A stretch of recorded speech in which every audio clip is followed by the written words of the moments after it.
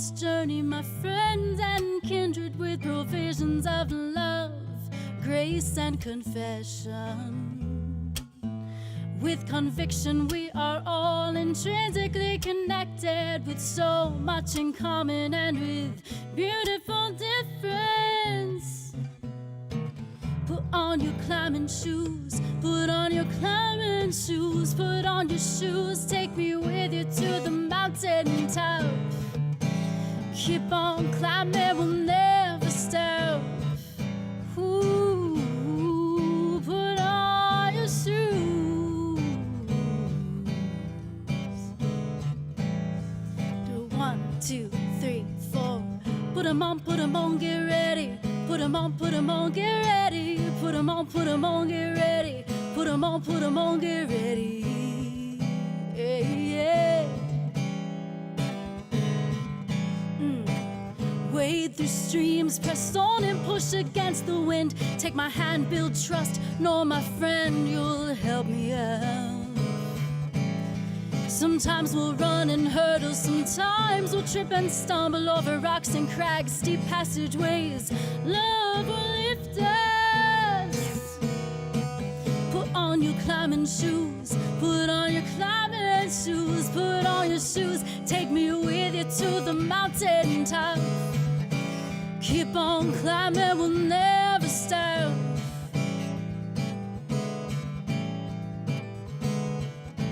And when stormy clouds are covering the summit view, remember how rainbows come into bloom. Ooh, storm clouds, showers, thunder and drenching rain collide with sunshine, rays of light, two ribbons of colorful change. Put on your climbing shoes, put on your climbing shoes, put on your shoes. Take me with you to the mountain top. Keep on climbing, we'll never stop. Yeah, keep on hiking and we'll scale the heights. Keep on walking, walk by faith, not by sight. Ooh, put on your shoes.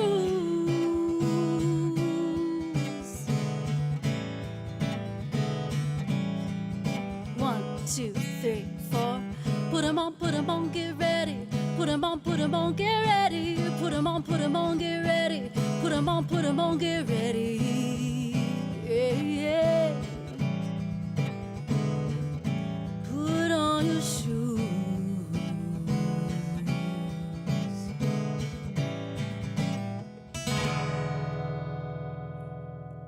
Yeah.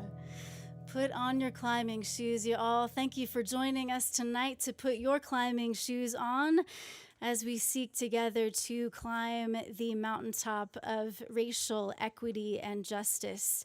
So welcome, welcome, welcome. My name is Heatherlyn, and thank you for joining us for this live online with Heatherlyn edition, which is Storydwelling, the name of the show, but also a practice.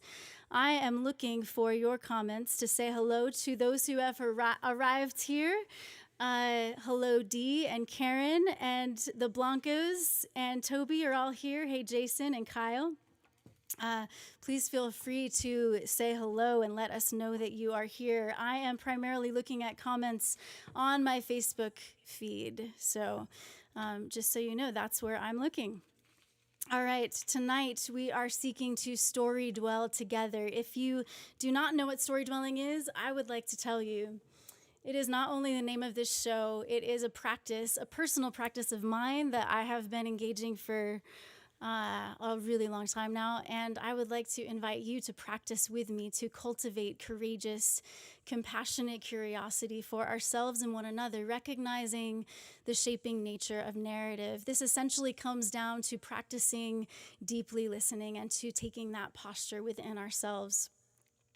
So often we do not realize the narratives that shape our lives, the meta-narratives that we dwell in, and then the storylines that dwell in us and essentially make up the DNA of our lives and shape our reality. So I believe it is really important and critical for us to practice this, become more aware and conscientious of the stories that shape our lives so that we can then write a story that we desire to write, one that is truly worthy of our one free and cherished life. And so a lot of times when the stories that reside within us, the dominant narratives that shape our realities, when they encounter the narrative of another, we often can experience either resonance or resistance.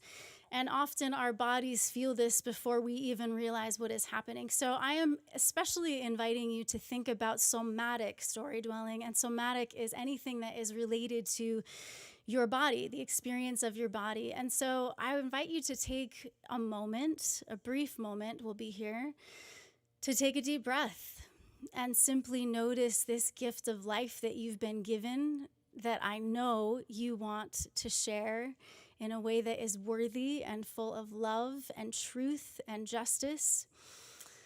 And breathe into that ache and that longing and notice any tension in your face and in your body.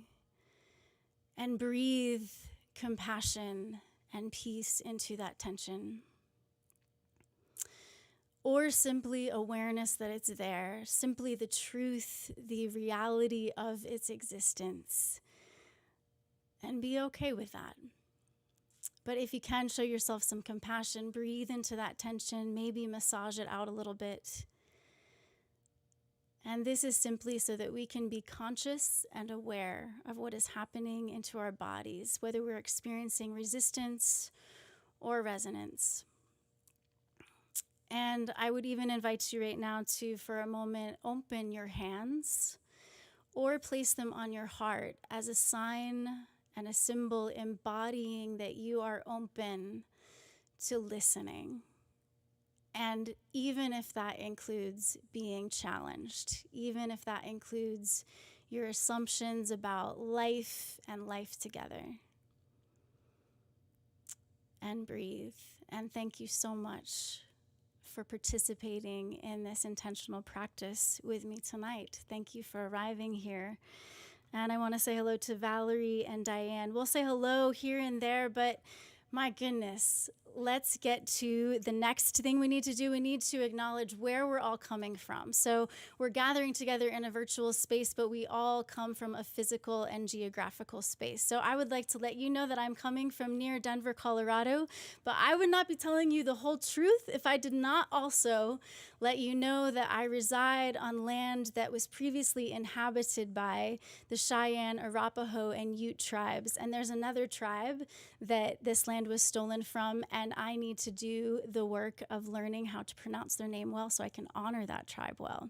But you can see it there. And we want to invite you to also use this website as a resource so that you can, please do tell us where you're watching from, where your address is, but also please use this as a resource. Maybe if you open another browser or just jot down native-land.ca so that you can look up and you can know the tribes that this land belonged to before it was stolen by colonizers. So we at Heatherlyn Music and Storydwelling, we renounce the doctrine of discovery and we renounce the white supremacist mythology of manifest destiny. And this is one way that we seek to do that, by simply acknowledging the land that we live upon and that it was stolen. So, now, I am so excited, my friends. I am hearing the drum roll from your hearts just beating into this space. And I'm so excited to introduce to you our honored and esteemed guest tonight. I'm going to tell you a little bit about her, and then please help me welcome her warmly in the comments with your clapping emojis, with your warm greetings. The Reverend Dr. Stephany Rose Spaulding is a keynote speaker, a social and political commentator, an equity and inclusion consultant, and workshop facilitator. She is well sought out and respected, and also a popular diversity, equity, and inclusion workshop facilitator. drawing on her thorough academic training as a critical race and gender scholar, as well as her work in public advocacy, she is a refreshing voice in justice and liberation practices. She is also, my friends, the founder of a federal commission on truth and conciliation in the United States. And she is here today to talk with us about truth and conciliation and to share her story. So please help me welcome the Reverend Dr. Stephany Rose Spaulding. I want to do a little applause for you. It's such an honor that you have come to be here with us tonight. Thank you so much. How are you today? Let's just start there, this moment. First, I want to give gratitude and thanks for inviting me into this space, into this community of being and bodies who are dwelling together in story and in life.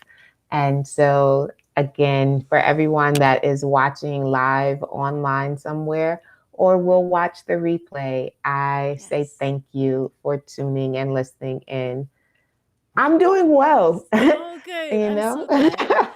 There's so much happening in our world right now. So I think it's an amazing thing to be well. Yes. To take everything in stride and gratitude. 70% of our country is dealing with a freeze. 100% of our country is dealing with a pandemic, and we are globally dealing with the impacts of white supremacy. So there's a lot to consider and to be present and to be breathing and relatively safe is enough to be well. Yes. Amen. Well, I'm so glad to see you and to meet you actually for the first time. So many of my guests I already know, so it is a delight and just really fun for me to finally meet you as we've been preparing for tonight. And I would love, and I'm sure our guests, our viewers tonight would love to know a little bit about you and your background and where you've come from. I know that you were raised by Chicago public school educators, and that gave you a love for knowledge and sharing that for the common good. But I'd love if you'd love to give us a little more of your upbringing and background and what's made you the Reverend Dr. Stephany Rose Spaulding. Which is an incredible We only have name. an hour. No. So as pointed out, I am originally from Chicago, South Side. I caught the tail end of the 70s, the late 70s baby. So really grew up in the 80s and 90s in a very hard working class family, and in terms of faith, very spiritually rooted and grounded in a Christian faith practice. And that is, significantly important to who I know myself to be, who I have grown into, because I tell people, first of all, if you're born in Chicago, that you are given a pacifier and a clipboard at birth, because everybody is organizing and active, passionate about something. Especially when I was a kid, we would be campaigning for baseball leagues or, stuff like that. So I grew up in the era and the shadows of a Harold Washington, right? And so that really gave me a strong sense of purpose and connection to community outside of myself. But then also in a very tight-knit, spiritual and faith-based place. That changed the trajectory of my personal life. My parents were working class, brown collar, pink collar laborers, right? My mom was a secretary. That's what they called them at the time. It wasn't an administrative assistant. That was the sexist language. So my mom was a secretary too for the city hall. Right. So my mom was pink collar and my dad literally brown collar. He worked for UPS, retired from UPS. And it was the congregation that they ended up attending together, where the pastor, really truly forward thinking, as a woman leading a congregation in the 70s and Nice. 80s. So Yes. 50 plus years of forward thinking Mm. women, really into the work of community. Her ministry encouraged almost all of our parents to go back to school with families to get college degrees. And Mm. that was her way of investing in community and that upward mobility and wealth legacy Mm. building. So my parents, with 4 kids, were earning bachelor's degrees and working and doing everything that they possibly could to dramatically shift our lives. And it was because of her work in her ministry. She also, her husband was a contractor. Mm. So she was one of the first in the city to also write grants for HUD housing and to work Mm. on acquiring those homes and invested in our parents to become homeowners. So all of those Mm. things helped me as a young child to see the value in education and Mm-hmm. legacy and wealth building, and the ways also how Black people had been kept out of these systems Mm. prior to. And it's because of that that I have grown into this person of Reverend Dr. Stephany Rose Spaulding. If it had not been for this connection and this community as a child, Mm. um, going to college might not have been possible with 3 stair-step children and not the finances to afford it. Mm. But it wasn't a question in my family. Like, you Mm. were going to college, because that was, again, the shifting for the next generation. Mm-hmm.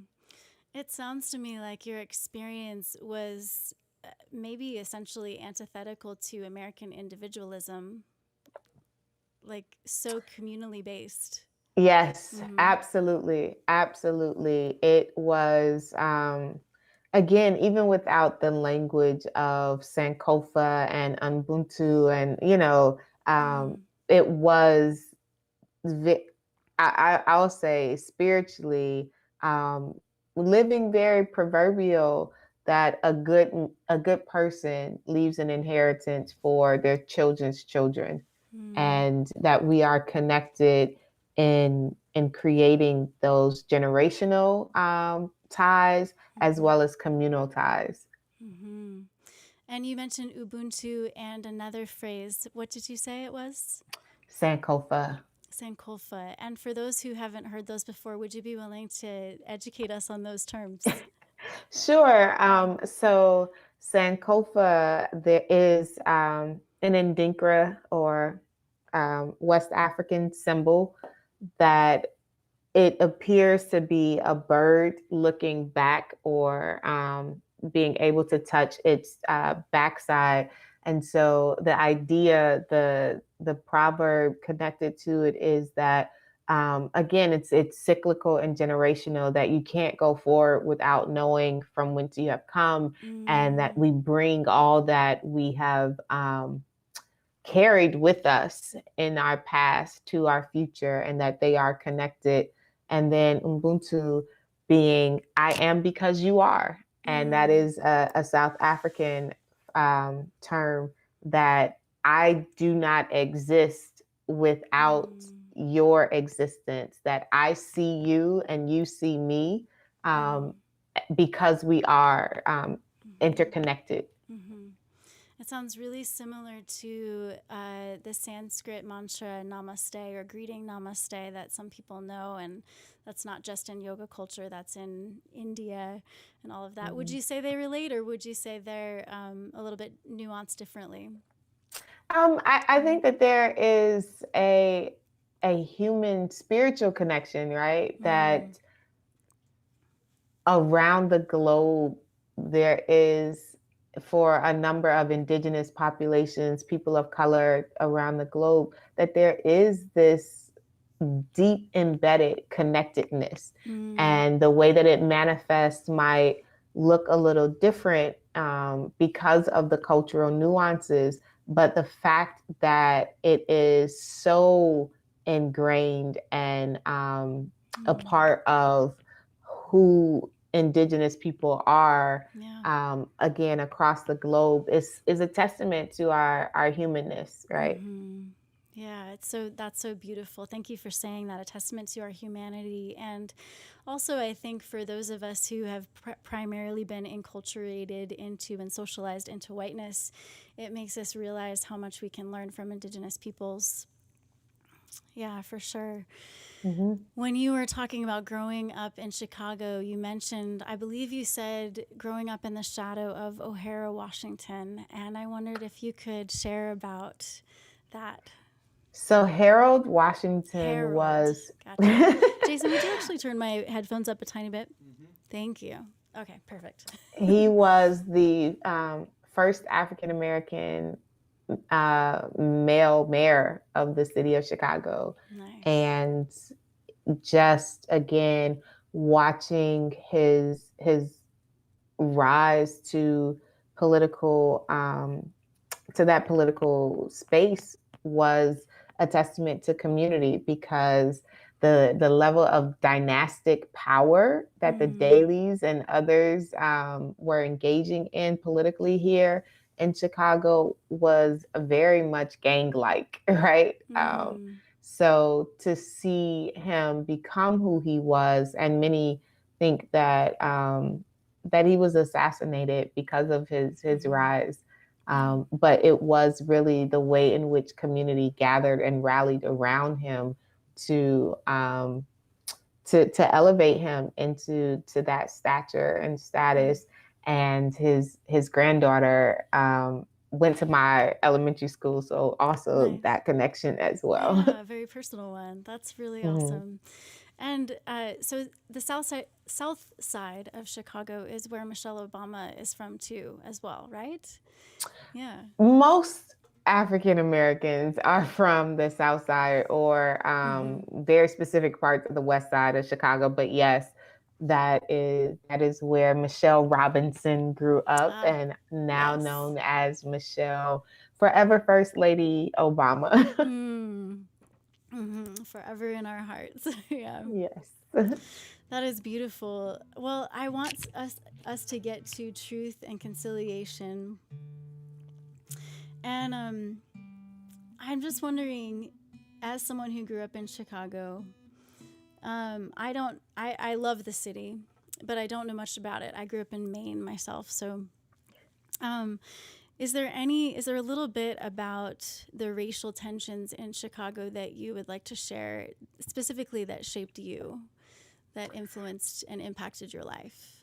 Absolutely. Chicago is known in a lot of urban planning and sociological spaces as one of the most segregated cities in the country, right? Yeah. So much so that they created terminology to speak about the segregation that Chicago was practicing. And you hear MLK, Dr. Martin Luther King, speak about the Democratic Convention and his presence here that summer in Chicago. And he talks like he has been in a lot of places. This is, part of what he was saying, that he had been in a lot of places, seen a lot of things in the South, but nothing like the racism of Chicago. So, and part of that was because, again, so many people thought that they were leaving the segregated South for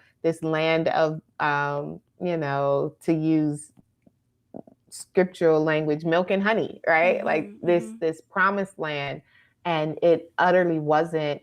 And so if you are watching the film based off the play A Raisin in the Sun, a lot of that was absolutely true. Absolutely true for our grandparents' generation, and then for our parents, and even for us. I speak about my pastor growing up, And there were certain points in the city that she could not be found in. She could not be in after a certain time because of the racism. And so even the neighborhood, the zip code that we grew up in, we were part of the white flight out of that, because again, as we began to buy homes in this zip code, white dollars began to flee.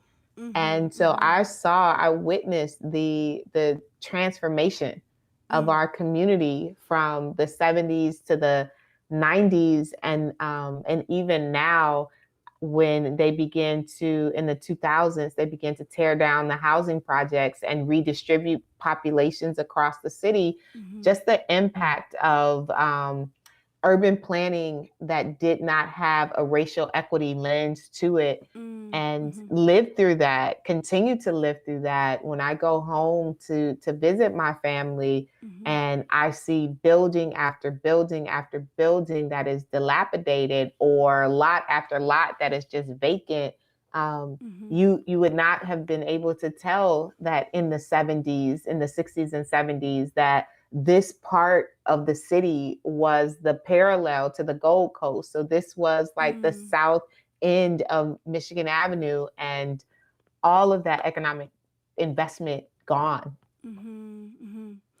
I think a lot of white folks don't realize that real estate is a very concrete example of where racism has happened.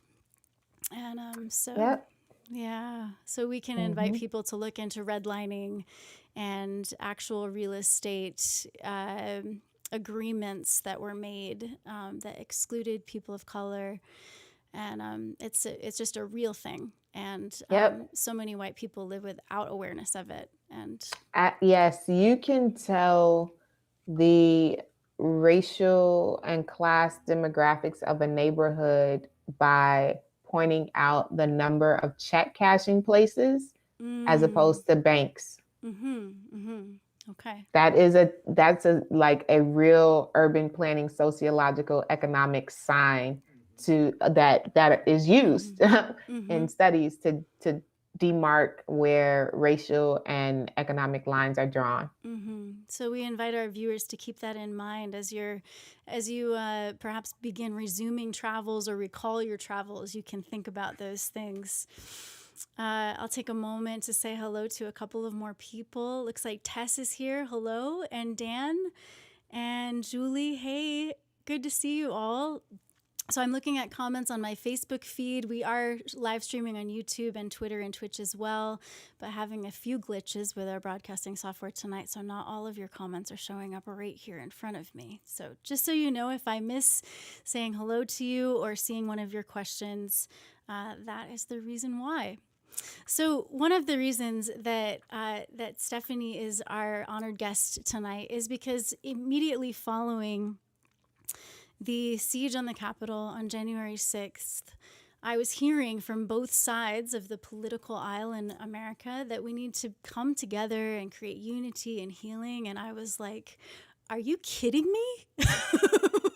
We just saw one of the most blatant, horrific, violent displays of white supremacy for the whole world to see at our Capitol. And it was so obvious that it was an inside job, at least on some level, because the fortification and the security of that building is intense. Like, people can't just do that, right? That's not something that just like happens. And I know that there was like some warnings about this, right? And so I was just looking at that day going, what? And then following, when even Biden, as lovely as a human as he seems to be, just didn't seem to get it, that unity is not something you can just decide is a good idea, because so often that does mean assimilation for people with less privilege and less power. So I did a little thing out on Facebook. I was like, does anybody know about the Truth and Reconciliation process that happened in South Africa? Because I feel like that's the only thing that's going to work here. I feel like we really need something intentional about that. So a mutual friend of ours was like, hey, I know Dr. Stephany Rose, and she has initiated a federal commission on Truth and Conciliation. And I was like, well, I need to meet this person and let's have a conversation about it. So after this song, I would love to talk more with you, Dr. Stephany Rose, about truth and conciliation, what those words mean, and why you created the commission and what your hopes are with it. How does that sound? That is great. Thank you. Okay, wonderful. So we'll have Dr. Stephany Rose back with us in a moment. She's still here, actually. You just can't see her. And I'm going to share with you this new song of mine called Tell the Truth, because I really believe that that's the only way forward, is by living in reality and listening to the lived experiences of our BIPOC brothers and sisters and non-binary kin in this world. That's what you and I need as white people, those of us who are. So this is Tell the Truth.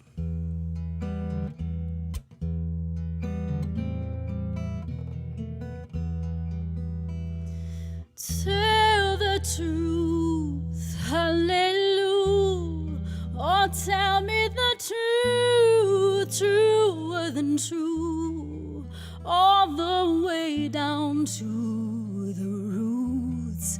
Freedom is the bountiful fruit, so tell the truth. Ooh.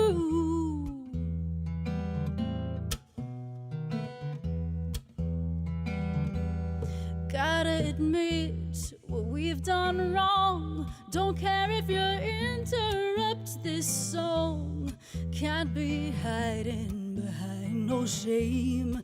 Yeah, I know you might be afraid, but it's the truth that sets us free, and it's for freedom we are free. If you want true unity, you gotta tell the truth. Ooh, tell the truth, hallelujah. Oh, tell me the truth, truer than true, all the way down to the roots. Freedom is the bountiful fruit, so tell the truth. Ooh, oh yes, we shall overcome when we finally stop being numb to the gruesome reality of what white supremacy has done. Honesty, the best policy, especially with humility. If you want true unity, you gotta hear the truth. Ooh, tell the truth, hallelujah. Oh, tell me the truth, truer than true, all the way down to the roots. Freedom is the bountiful fruit, so tell the truth. Ooh, ooh.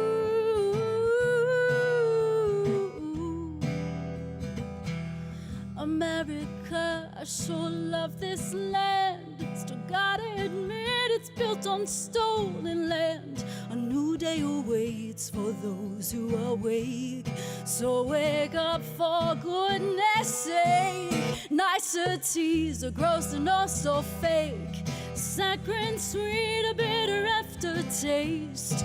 If you want true unity, you gotta face the truth.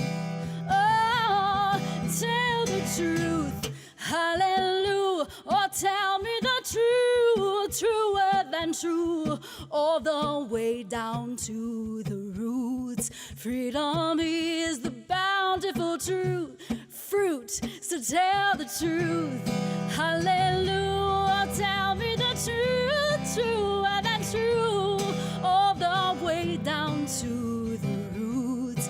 Freedom is the bountiful fruit, so tell the truth. Tell the truth, my friends. Face the truth. Hear the truth. Admit the truth. I'm grateful to my guest tonight, Reverend Dr. Stephany Rose Spaulding is here to tell the truth. And she is a part of helping a lot of people realize the truth, acknowledge it, and live into a new reality. So thank you again for joining us, Dr. Stephany Rose, for this Story Thank Dwelling you. edition, helping us cultivate courageous, compassionate curiosity, recognizing the shaping nature of the narratives that we live in and live out. So, you have initiated a federal commission on truth and conciliation. So yes, it is a call for a federal commission. It's a grassroots, it's a grassroots effort that we are growing in momentum and community and network for, because to your point, after the murder of George Floyd, Ahmaud Arbery, Breonna Taylor, and so many others that we don't even have the names for, or have not had, national attention. A friend of mine, Kurt Reinhold from Clark Atlanta, was murdered in California by police. So after that, this summer, yes, it was evident for me in the work that I do as a critical race scholar that we are in a cyclical pattern when it comes to state-sanctioned violence by law enforcement agents in the United States and the murder of Black and brown bodies ad nauseum with no level of justice. We have outrage, but there is no justice for the lives that have been lost. And so that pandemic colliding with the coronavirus pandemic this summer just really lit a flame in a way that I don't think could have happened in other times, because one, people were forced to watch and pay attention because they had no other alternative to distract them. There were no concerts, there were no movie theaters, there was nothing, outside of what was happening in news cycle to attract people. And a lot of folks had time to not be at a job, right? So that they could respond to things that were going on. But for me, again, having done social justice work for decades and watching the way in which communities respond, and then the energy and fervor die down, and then the wait for another death, another murder to happen before people get engaged. I didn't want to sit in that space of cycle anymore. And the commission is a way to disrupt that, right?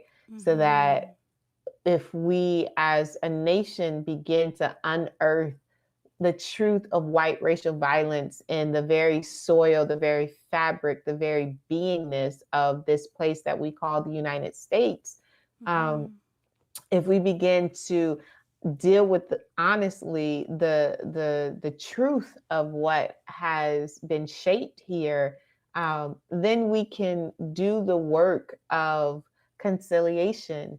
And it is very intentional that it is not reconciliation, because the first truth that we have to contend with is the meaning of that term, right? So the definition of reconciling, and it's a legal term, it's a spiritual term, but to reconcile is to go back to a place of mutual respectable agreement. And that does not exist. That's right. That is the first truth. It has never been, and it does not exist here in this place. So to even think that we can reconcile, which is something that I hear from white people, allies, accomplices all the time, and the answer is no. There's nothing to reconcile when we are dealing with white racial violence and harm. And so we have to deal with that truth first, and why that is the way that it is here in this place called the United States, before we can get to the work of conciliatory practice, and space where we are building agreement together. And it seems like it's long overdue. Like we should have had this sort of process after emancipation.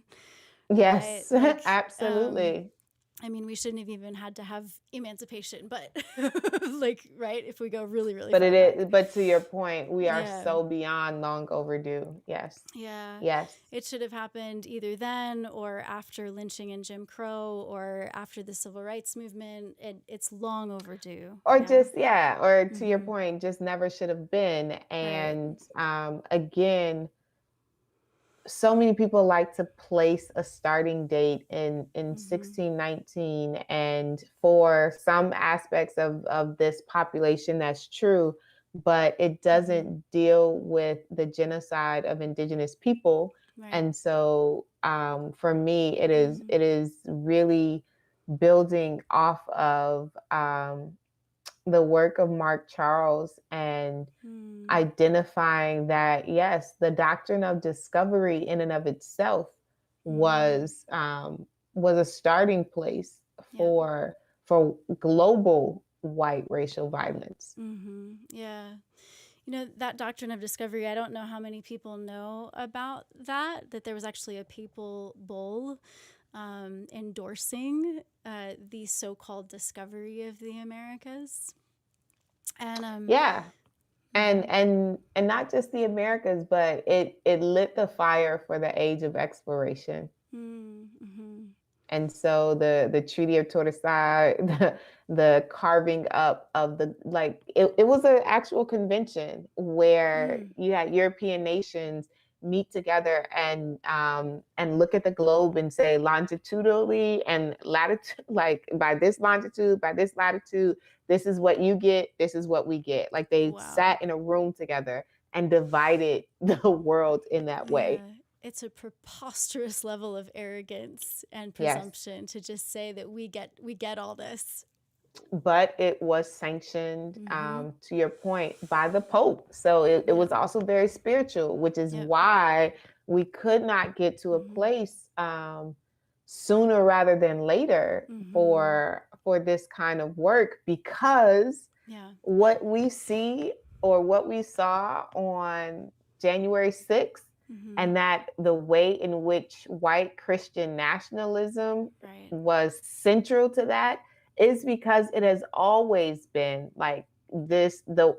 These white interpretations of Christianity has always been rooted and connected to the way in which race and capital have manifested in modernity.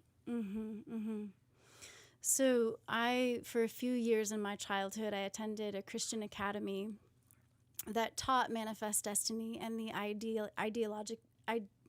ideology of theocracy.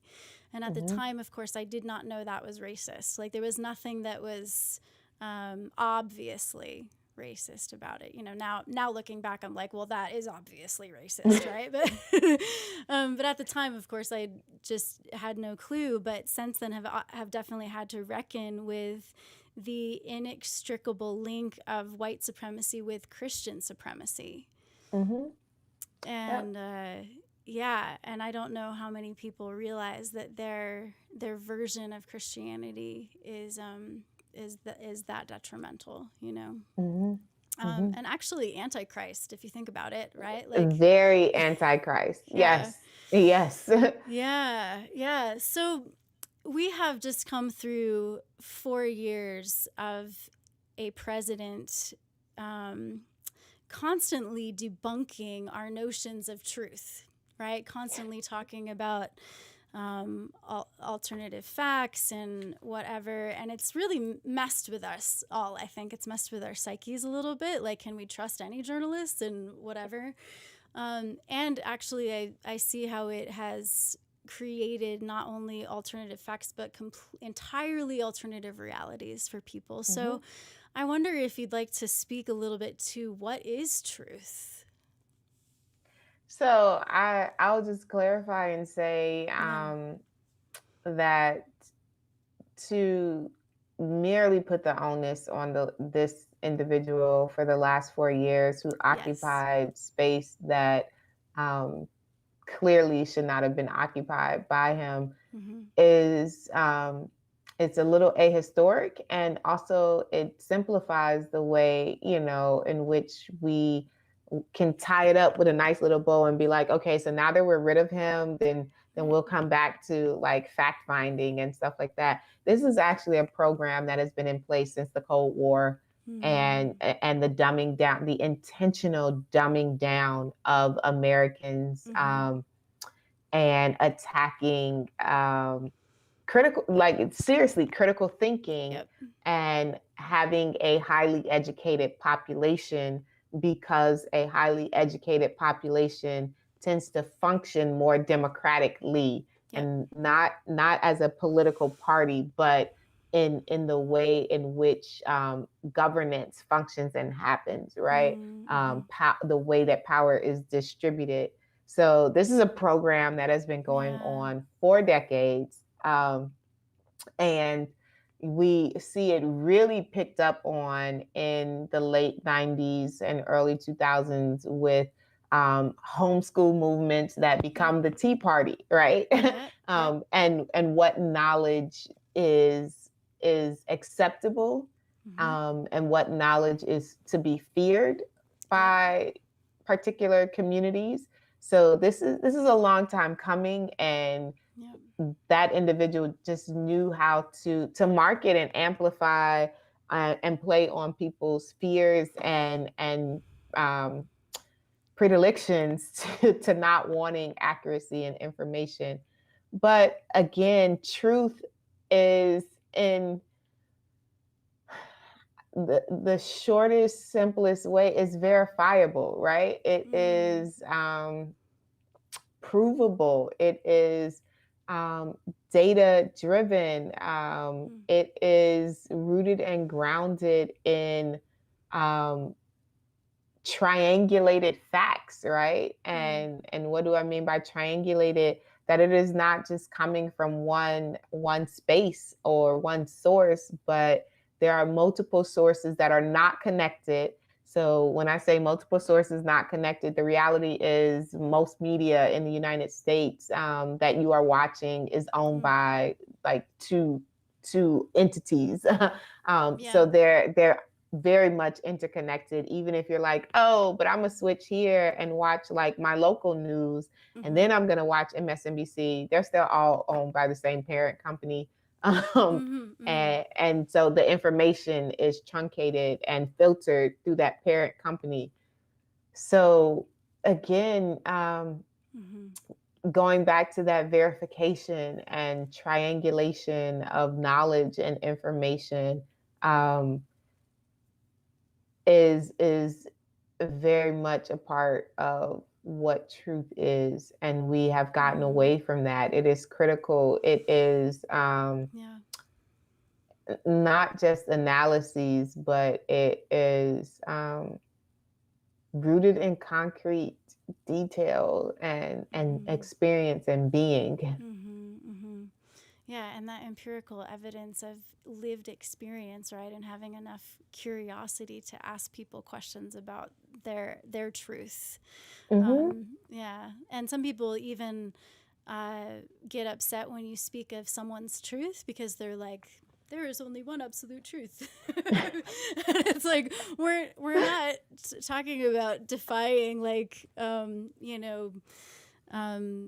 whatever it might be that, but we can only come to like a complete understanding of truth and reality by knowing what people are living through and experiencing. Yes. And I love that you are about inspiring curiosity in people in your work. I saw that. I read that somewhere about you, and I was like, oh, this is so perfect. Yeah. And thank you so much too for addressing the truth that the onus is not just on one individual, even though he had a bully pulpit in the highest office of the land.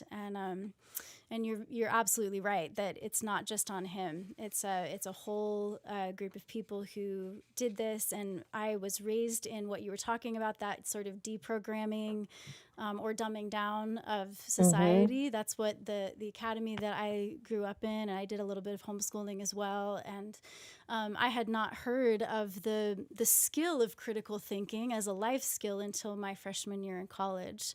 And that blew me away. And then I started to realize all of the things that I was told to not question or doubt, or, doubt was not considered a part of faith. It was considered the enemy of faith, and all of those things. So are you familiar with The Family, a series on Netflix that actually talks about, it talks about a group of people in Washington who were about that work. It's really a series that I've been recommending to folks for a while to get more insight into how intentional this has been for a long time, and not just these past few years.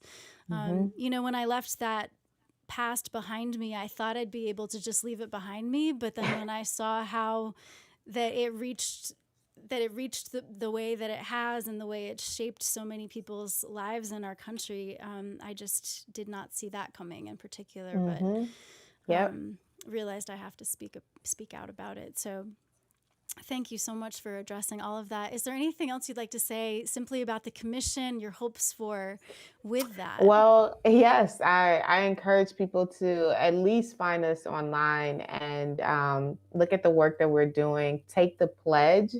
Yeah. We are at truthandconciliation.org. And again, subscribe, because we are in the process of organizing our anniversary, and it is going to be a national summit. You will not want to miss it. So please connect with us at truthandconciliation.org. Awesome. Yeah. Okay. We'll talk more about that, the pledge, when we come back, and calls to action, so that you all can not just be educated, but you can activate as well. So thank you so much, Dr. Stephany Rose, and she'll be back with us. Well, like I said, it's so funny because she's here. She's not going away. She's coming back after this song. But I'd like to share this beautiful song with you all called Rose Petals. And it was written by a really phenomenal Black artist named D. Wilson, and I'd encourage you to look him up and Common Hymnal, where you can find a performance of him singing this. But I wanted to share it with you because it is such a profound request to simply take a look at our reality here in what we call the United States. So please take a look at this with me.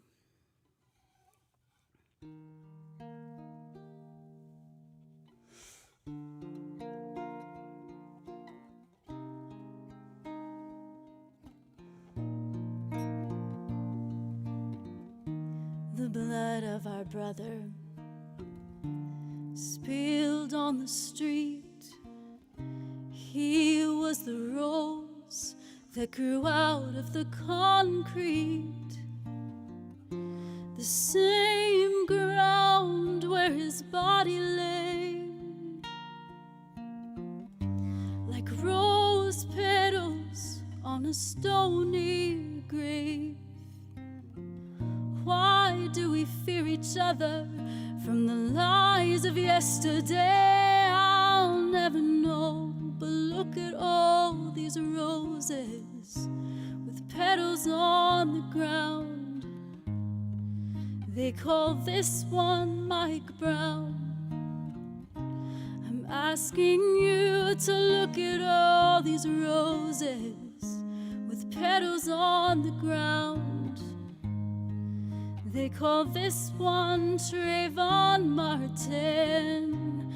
I'm asking you to look at all these roses with petals on the ground. They call this one Tyshawn Lee. I'm asking you to look at all these roses with petals on the ground. It's far too many for me. The tears of their mother spilled at each grave. She knows the cost the whole world could not repay. And when she should have felt our sympathy, all we told her is that her baby was guilty. Do we even have compassion? Do we even want to see? I'll never know. But look at all these roses with petals on the ground. They call this one Freddie Gray. I'm asking you to look at all these roses with petals on the ground. They call this one Eric Gardner. I'm asking you to look at all these roses with petals on the ground. They call this one Sandra Bland. I'm asking you to look at all these roses with petals on the ground. Every woman, every man.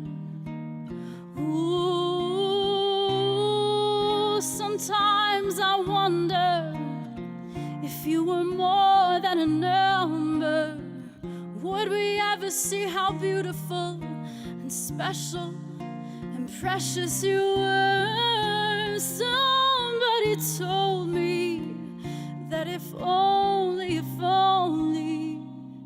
you would better decide, you would still be alive. But I'm asking you to look at all these roses with petals on the ground, like the ones from Sandy Hook. I'm asking you to look at all these roses with petals on the ground, 'cause they will change the story in our history books. So while we can, let's look at all these roses. Look at all these roses. Look at all these roses with petals on the ground. The blood of our siblings spilled on the street. They were the rose that grew out of the concrete.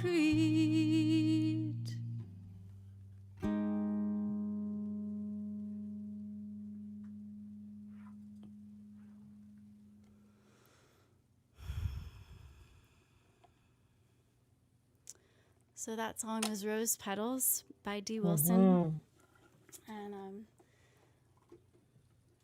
And Stephany, I'm sorry to learn tonight that one of your friends is numbered among them. And so we honor his life. And that is a hard song to talk afterwards. It's a hard place to live, right? Yeah. So we're talking about facing the truth tonight so that there actually can be unity and healing in our nation and in this world. And I appreciate that earlier Dr. Stephany told us that we are being intentional about using the word conciliation, because reconciliation implies that there's a harmony to be restored, and there never has been.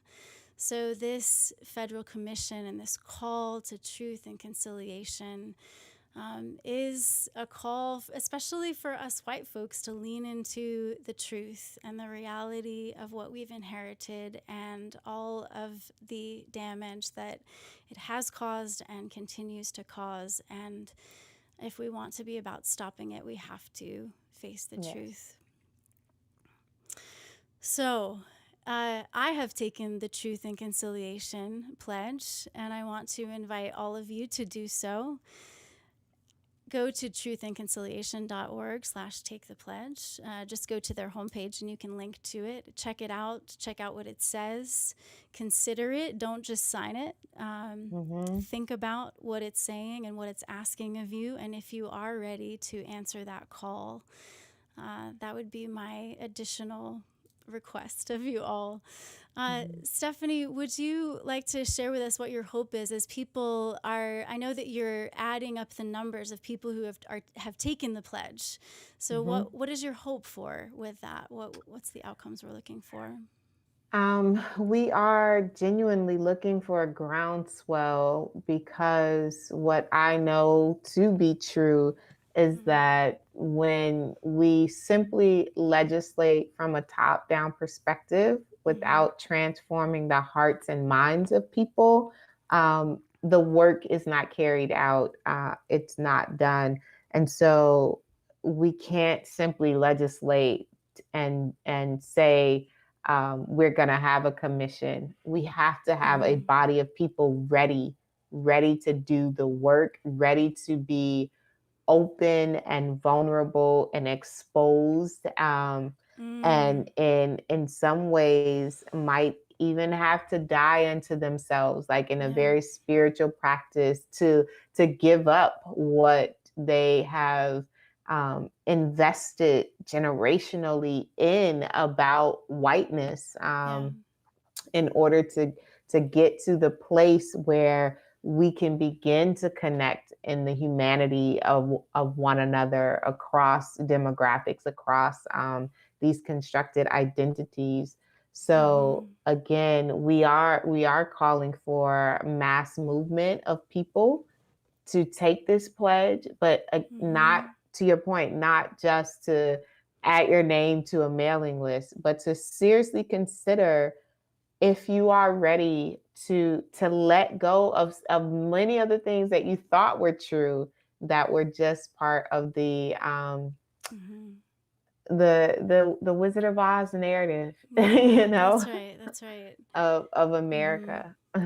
Yeah, we are talking about deconstructing a meta narrative, the meta narrative of really a particular version of America and white supremacy. And I think what you're doing is inviting people to be intentional about that and to be real about it. Yeah. Thank you also for mentioning constructed identities, because when I think about whiteness, that's not my ethnicity. There's no such ethnicity as whiteness, right? But it's this construct that, even as far, I know very little about my ancestry, but as far as I know, they came over as Irish indentured servants. And so there's been an intentional forgetting of our ethnicity, as far as I can tell, so that we could assimilate into whiteness. And that's just a part of the reality of it all. And certainly the fact that we even had a chance makes me all the more willing to admit the socialization of my racism. And so I hope that those of us listening who are white will also consider that, perhaps, just that very practical thing. So it sounds like you are preparing to bring this on a federal level, but you need the backing of all of us, a grassroots groundswell, to get on board, to say that this matters and we want to see it happen. Yes. If it went through on the federal level, what would you imagine that looking like? I would hope that people would be so transformed, and not in a paternalistic or just a symbolic state, but in the way that we have a Department of Education. I would hope that we would have a Department of Truth and Conciliation that could examine and also do the work, have the power and the authority to do the work to repair the harm and imagine a different future going forward, that is dismantling these systems and doing anti-racism actively from the smallest level in families to the most complex in our federal government, right? And assisting communities with that work, whether that looks like reparations. Reparations is certainly a part of that, because you cannot move forward in conciliatory practice without repairing what harm has already existed. But also re-examining the law, the government itself, because it's rooted in upholding white supremacy. Yeah. Yeah.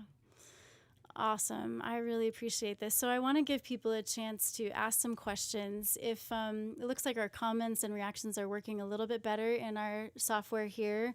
I'm also looking on my Facebook feed. So if y'all have some questions for Dr. Stephany, please feel free to ask them. But while they're considering that, I know that you are also an author of a couple of books.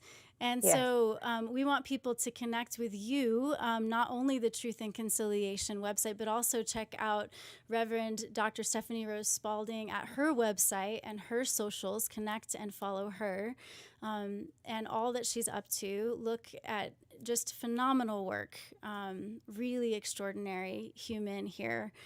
And we'd love for you to connect with her. And would you like to tell us a little bit about your books and the resources that you have so diligently created for the world to partake of?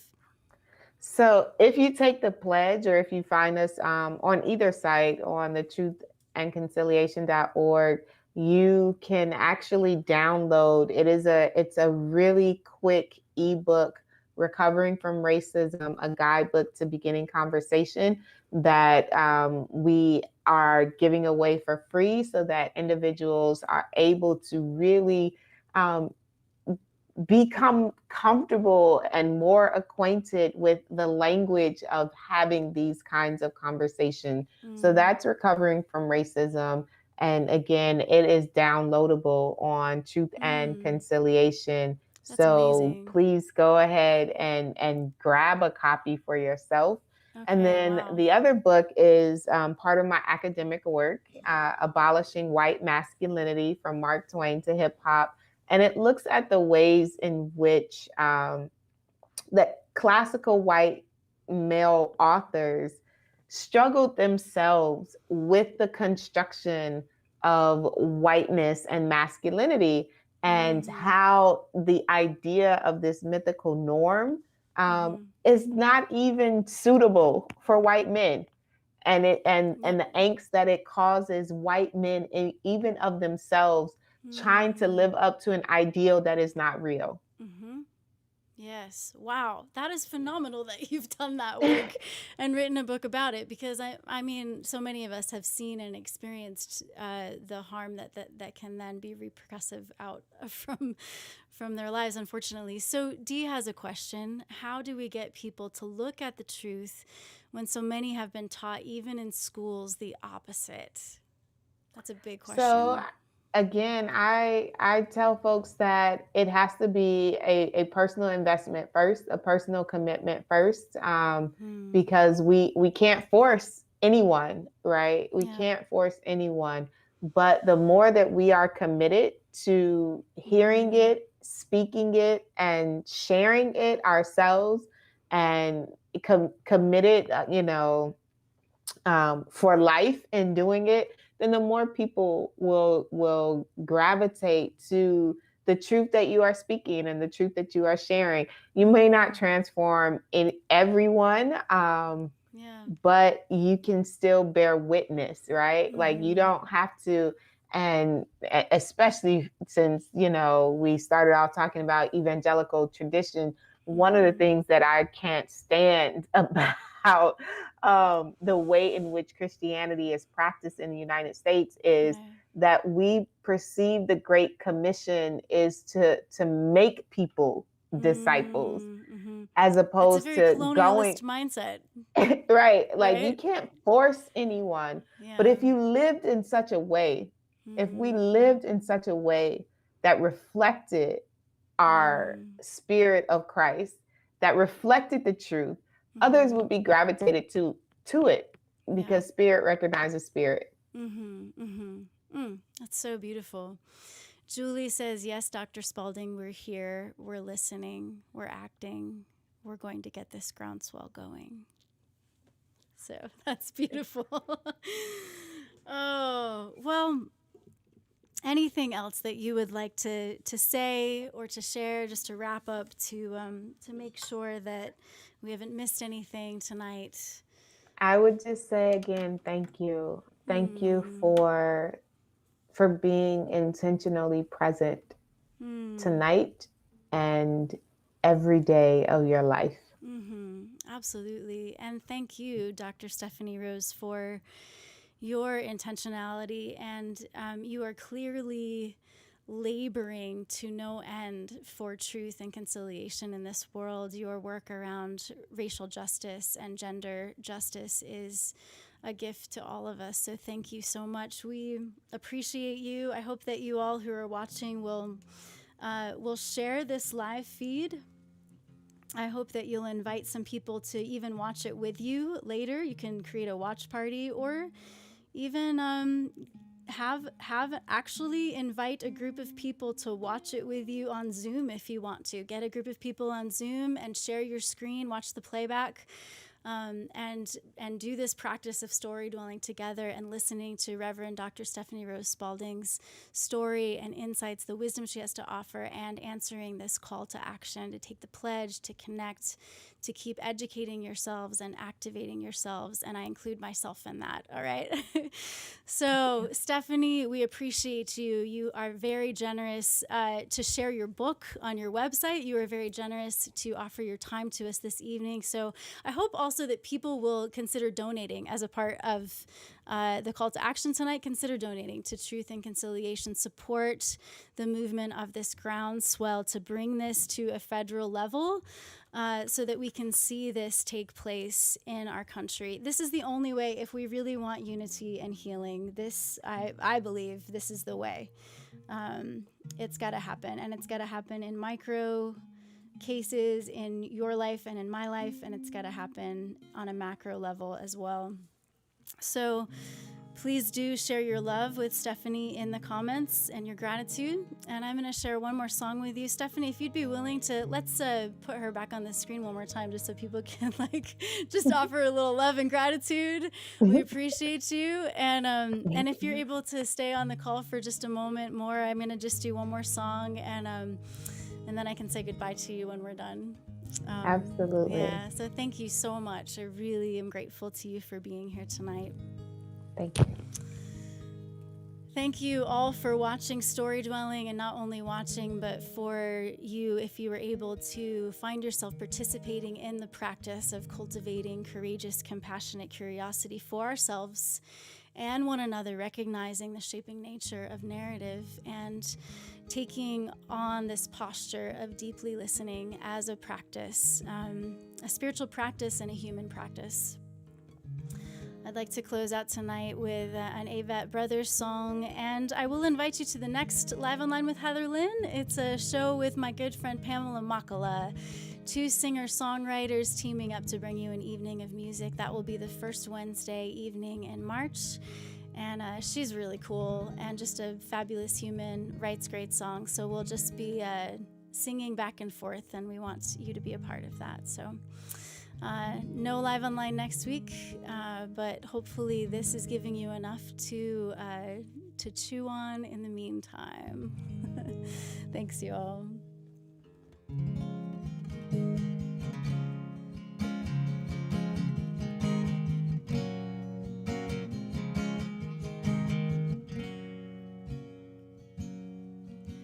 I grew up with reverence for the red, white, and blue. Spoke of God and liberty, reciting the Pledge of Allegiance. Learned a love of country from my own family. Some shivered and prayed, approaching the beaches of Normandy. The flag waves high, and that's how it should be. So many lives given and taken in the name of freedom. But the story's complicated and hard to read. Pages of the book obscured or torn out completely. I am a son of Uncle Sam, and I struggle to understand the good and evil but I'm doing the best I can in a place built on stolen land with stolen people. Blood in the soil with the cotton and tobacco. Blood in the soil with the cotton and tobacco. Blood in the soil with the cotton and tobacco. Oh. A misnamed people and a kidnapped race. Laws may change, but we can't erase the scars of a nation. Of children devalued and disavowed, displaced by greed and the arrogance of manifest destiny. It's short-sighted to say it was a long time ago. Not even 2 lifetimes have passed since the days of Lincoln. The sins of Andrew Jackson and the shame of Jim Crow. And time moves slow and the tragedies are beyond description. I am a son of Uncle Sam, and I struggle to understand the good and evil, but I'm doing the best I can in a place built on stolen land with stolen people. We are more than the sum of our parts. All these broken homes and broken hearts. God, will you keep us wherever we go? Will you forgive us for where we've been? We Americans. Blood on the table with the coffee and the sugar. Blood on the table with the coffee and the sugar. Blood on the table with the coffee and the sugar. I've been to every state and seen shore to shore the still open wounds of the Civil War. Watched blind hatred bounce back and forth, seen vile prejudice both in the South and in the North. And accountability is hard to impose on ghosts of ancestors haunting the halls of our conscience. But the path of grace and goodwill is still here for those of us who may be considered among the living.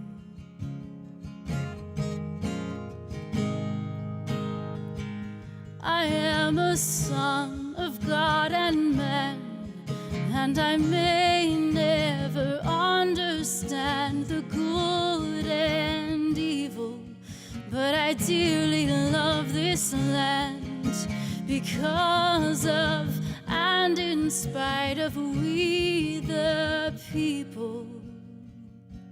We are more than the sum of our parts. All these broken homes and broken hearts. God, will you keep us wherever we go? Can you forgive us for where we've been? We Americans. We Americans. Love in our hearts with the pain and the memory. Love in our hearts with the pain and the memory. Love in our hearts with the pain and the memory. Love, love in our hearts with the pain and the memory. Love in our hearts with the pain and the memory. Love in our hearts with the pain and the memory.